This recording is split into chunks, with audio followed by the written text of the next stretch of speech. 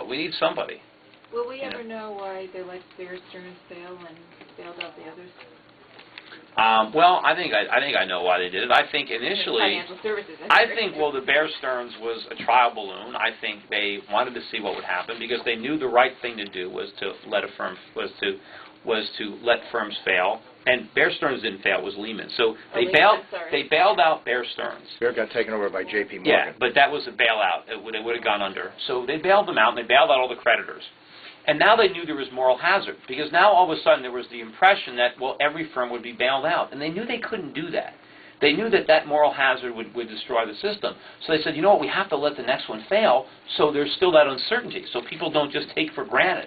And so it was like a trial balloon, and it was the Hindenburg, because they had no stomach for it. Because the minute Lehman Brothers failed, and they saw the dominoes, they balked, and they said, we can't do this. And all of a sudden, everybody's too big to fail, and that was the major mistake. And now we're in serious, serious trouble because of what they did. Because now we bailed everybody out, but it's going to cost us a fortune.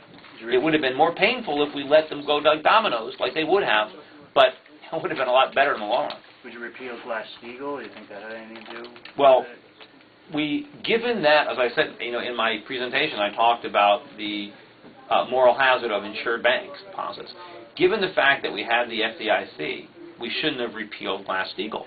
Because what Glass-Steagall did was prevent banks from taking insured deposits and gamble with them. Yeah. But when we took Glass-Steagall, we said you can take these insured deposits and gamble. And in fact, now what we've done is we've allowed all these investment banks to become banks and to buy up banks, and so now they have bigger deposit bases to go and gamble with. And we've made the system inherently less stable and more vulnerable to a major systemic collapse because we've taken these entities that we said were too big to fail, and now they're even bigger. Instead of letting them fail, we made them bigger. So it's a mess. Don't we have the authority under already in government to break these banks up? Well, that's what they're saying they're going to do now. Now they're talking about breaking up these companies. Like that AT&T AT&T got broken yeah, up. Why can't they're Citi amalgamated again. But look, I don't want the government. We don't want the government going into the marketplace and deciding you're too big, you need to be broken up. If the government stayed out of the way, the market would function. Companies couldn't grow too big because the creditors wouldn't let them. It's the perception that the government's got their back that the creditors drop their guard. So we just need capitalism. We just need a free market. I mean, we became a wealthy country because we had limited government. And you can look at East Germany versus West Germany. Look at North Korea and South Korea.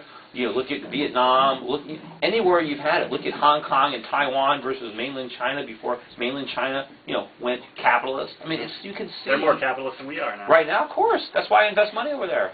I have one question for you. Our service economy is about 87%, 13% is manufacturing. Okay, if we took off all the tariffs, because China's making all our toys, clothes, what have you, how is our manufacturing sector going to ramp up to compete again? Well, it's not going to ramp up and compete until we remove the regulations that is making them uncompetitive. We have to lower taxes on business.